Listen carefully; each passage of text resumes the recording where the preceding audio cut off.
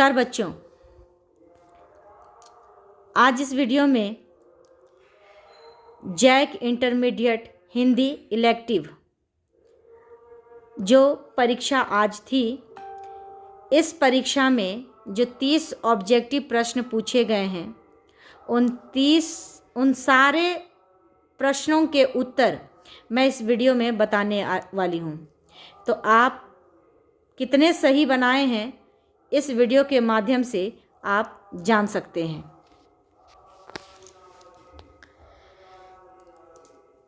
पहला जो प्रश्न है, इस प्रश्न में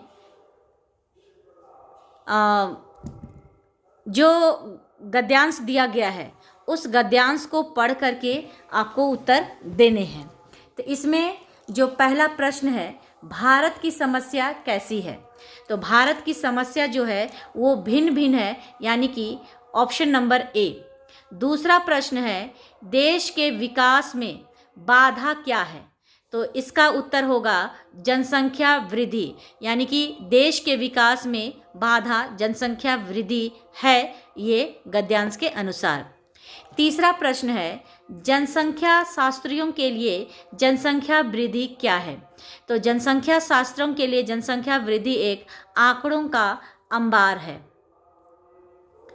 अगला चौथा नंबर प्रश्न है, जनसंख्या वृद्धि राजनीतिज्ञ के लिए क्या है? यानी कि इसका उत्तर सभी को पता होगा, क्योंकि राजनीतिज्ञ लोग जो होते हैं वो वोट बैंक का कार्य करता है जनसंख्या वृद्धि। तो उत्तर होगा ए। अब अगला जो प्रश्न है 5, 6, 7, 8, ये सारे प्रश्न यहाँ पर दिए गए पद्यांश के अनुरूप है, तो आप इसको पढ़ लीजिएगा। और 5वां नंबर का जो प्रश्न है, ऋषि मुनियों के क्या करने से पूत हुई भारत की मिट्टी? तो पूत हुई भारत की मिट्टी, इसका जो उत्तर होगा वो होगा ऑप्शन नंबर बी, तप।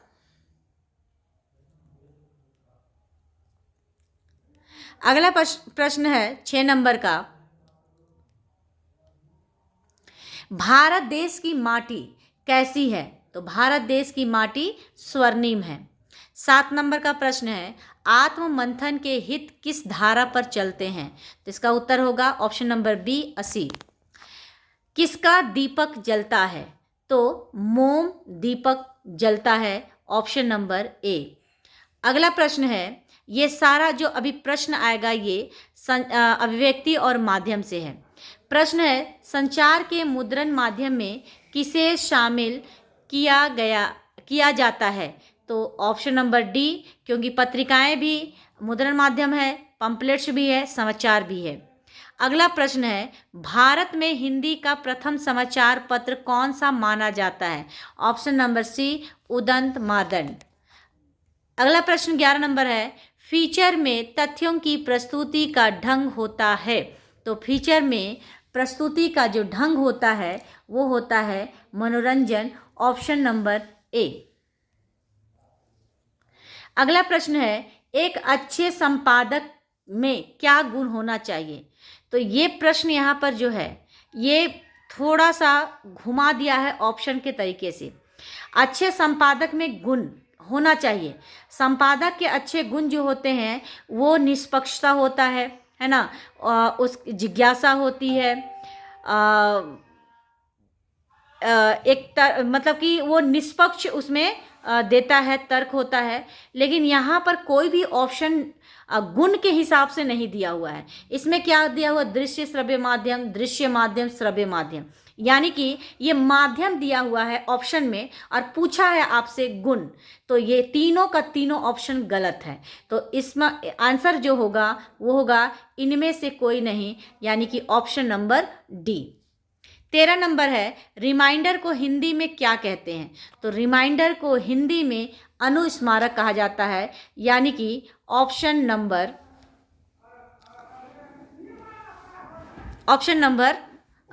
सी। अगला प्रश्न है 14 नंबर का, नई संचार भाषा को जन्म किसने दिया? तो विज्ञान और प्रौद्योगिकी ने दिया, ऑप्शन नंबर ए। निम्नलिखित में से कौन फीचर लेखन का चरण नहीं है?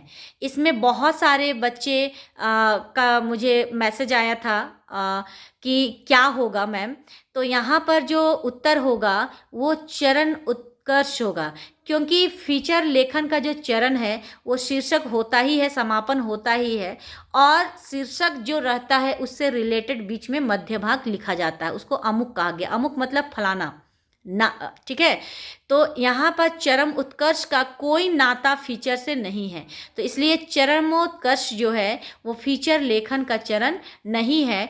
Option number B. अगला प्रश्न है, प्रथम प्रेस आयोग का गठन कब किया गया था? तो इसका उत्तर होगा ऑप्शन नंबर ए 1952। बहुतों ने इसको बी भी टिक किया है, लेकिन इसका उत्तर होगा 1952। अगला जो प्रश्न है उस प्रश्न को बनाने के लिए पाठ्य पुस्तक से जो पद्यांश दिया गया है इसको आपको पढ़ना है, और इससे रिलेटेड जो प्रश्न है उसके उत्तर आपको देने हैं। प्रश्न है, श्रृंगार कैसा था? श्रृंगार निराकार था, ऑप्शन नंबर ए। अगला प्रश्न है उसी पद्यांश से जुड़ा हुआ, प्राणों में क्या भरता है? तो प्राणों में जो राग रंग है वो भरता है, यानी कि ऑप्शन नंबर बी। अगला प्रश्न है, आकाश बदल कर क्या बन गया? तो आकाश बदल कर क्या बना? Option number C. इसमें जो उत्तर होगा वो होगा ऑप्शन नंबर सी, यानी कि मही। अगला प्रश्न है, प्रिय का मौन कैसा था? तो प्रिय का जो मौन था वो था संगीत भरा, यानी कि ऑप्शन नंबर ए। अगला प्रश्न है, देवसेना किससे प्रेम करती थी? तो उत्तर होगा समुद्रगुप्त से, ऑप्शन नंबर ए। अगला प्रश्न, अज्ञेय का पूरा नाम क्या था? अज्ञेय का पूरा नाम है सच्चिदानंद हीरानंद वात्सायन अज्ञेय, तो ऑप्शन नंबर बी। अगला प्रश्न है, ममता कालिया का जन्म किस शहर में हुआ था? ये प्रश्न का उत्तर बहुत बच्चों ने गलत लिखा है, क्योंकि ममता कालिया का जो पाठ है जिसको आप लोगों ने पढ़ा है वो है दूसरा देवदास, और उसमें हरिद्वार का वर्णन है। तो बहुत सारे बच्चे क्या किए हैं, हरिद्वार को टिक कर दिए हैं, लेकिन इसका उत्तर जो होगा वो होगा मथुरा, ऑप्शन नंबर सी। अगला प्रश्न है, आडंबर शब्द का अर्थ है। ये भी प्रश्न जो उत्तर लिखे हैं इसमें भी बच्चे कंफ्यूज हो करके गलत उत्तर का चयन किए हैं, क्योंकि इसका ऑप्शन में दिखावा भी दिया है और ढोंग भी दिया है, ये दोनों तो बिल्कुल कट गया। लेकिन ये दो जो ऑप्शन में आंसर दिया हुआ है बच्चे इसमें कंफ्यूज हो गए कि दिखावा होगा कि ढोंग होगा। लेकिन बच्चों यहाँ पर आडंबर पूछा गया है, तो आडंबर का मतलब ही होता है दिखावा, तो इसका उत्तर जो होगा वो दिखावा होगा, ना कि ढोंग। ठीक है। अगला प्रश्न है, निम्नलिखित में अमझर क्या है? अमझर एक गांव का नाम है। जो बच्चे, बहुत सारे बच्चे भी हैं जो आम का पेड़ को टिक किए हैं, क्योंकि अमझर का अर्थ ही होता है आम, लेकिन यहाँ पर उत्तर क्या होगा, गांव का नाम, क्योंकि अमझर एक गांव का नाम था जो आप पढ़ चुके हो। अगला प्रश्न है, संवध्या कहानी में मुख्य पात्र कौन है? संवध्या कहानी में जो मुख्य पात्र है वो हरगोबिंद है। ये भी थोड़ा कंफ्यूज करने वाला था, बड़ी बहुरिया और हरगोबिंद, लेकिन कंफ्यूज इसमें नहीं होना था, क्योंकि संवध्या जो पाठ है, जो शीर्षक है, वो संदेशवाहक के इर्द गिर्द घूम रहा है, तो इसीलिए संवध्या का अर्थ ही होता है संदेशवाहक, और संदेशवाहक यहाँ हरगोबिंद था। तो इस तरह से इस पाठ का मुख्य पात्र जो होगा वो हरगोबिंद होगा, ऑप्शन नंबर बी।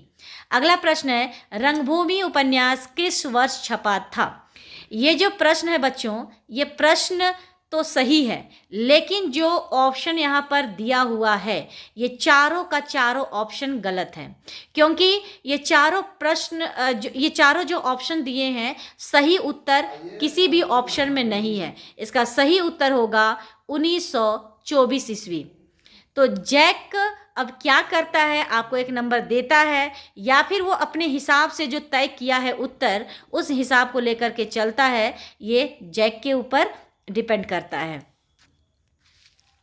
अगला प्रश्न है, सूरदास की झोपड़ी पाठ के लेखक कौन है, मतलब नाम क्या है। तो सूरदास की झोपड़ी जो है वो प्रेमचंद द्वारा लिखित है। ये अंतराल का पहला ही चैप्टर से ये प्रश्न है। अगला प्रश्न है, कोया से क्या अभिप्राय है। तो कोया जल में खिलने वाला एक पुष्प है, एक फूल है, यानी कि ऑप्शन नंबर बी। ये उत्तर भारत में यह पुष्प बहुत ज़्यादा पाया जाता है और यहाँ पर जो उत्तर भारत है, ये पुष्प जो जहाँ भी गड्ढा रहता है, थोड़ा बहुत भी पानी जमा होता है, तो वहाँ ये पुष्प उग जाता है। तो ऑप्शन नंबर बी। अगला लास्ट प्रश्न जो है वस्तुनिष्ठ का, वो है मालवा में कौन जमा रहता है। तो मालवा में मानसून जमा रहता है, क्योंकि क्वार का महीना आ जाने के बाद भी मानसून जाने का नाम नहीं ले रहा है और उस समय बहुत बारिश होती थी मालवा में, इसलिए उस मालवा में उस समय एक कहावत भी थी, पग पग नीर पग पग रोटी। ठीक है, तो मानसून जमा रहता था, इसका उत्तर होगा ऑप्शन नंबर बी। तो बच्चों, आप फटाफट मिला लीजिए कि आपने कितना सही किया है और कमेंट पर मुझे ज़रूर बताइए कि आपका कितना नंबर 30 में से ऑब्जेक्टिव में आने वाला है। आज के लिए धन्यवाद। जय हिंद, जय भारत। नेक्स्ट वीडियो में फिर से मैं मिलती हूँ, तब तक के लिए नमस्कार।